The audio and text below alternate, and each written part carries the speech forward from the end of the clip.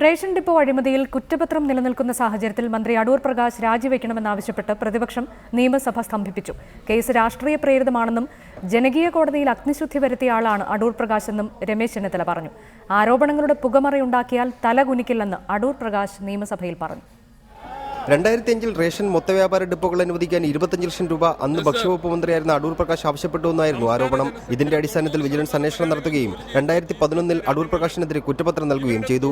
എന്നാൽ കോടതിയുടെ തന്നെ നിർദ്ദേശപ്രകാരം വിജിലൻസ് ഡിവൈഎസ്പി തുടരന്വേഷണം നടത്തി.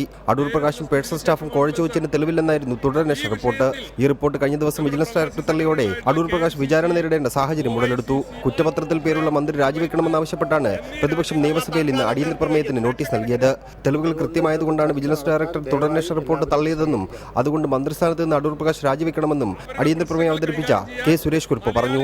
കേസ് രാഷ്ട്രീയ പ്രേരിതമാണെന്നും തുടരന്വേഷണ റിപ്പോർട്ട് കോടതിയിൽ സമർപ്പിച്ചിട്ടില്ലെന്നും ആഭ്യന്തരമന്ത്രി രമേശ് ചെന്നിത്തല മറുപടി നൽകി.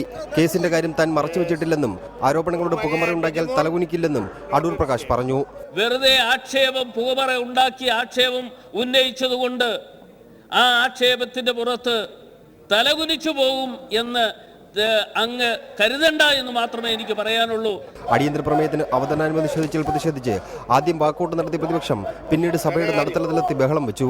ഇതോടുകൂടി സഭ തൽക്കാലത്തേക്ക് നിർത്തിവെച്ചു. 1 മണിക്കൂറിന് ശേഷം സഭാ നടപടികൾ പുനരാരംഭിച്ചെങ്കിലും പ്രതിപക്ഷം ബഹളം വെച്ചതോടെ സഭ ഇന്നത്തേക്ക് പിരിയുകയായിരുന്നു.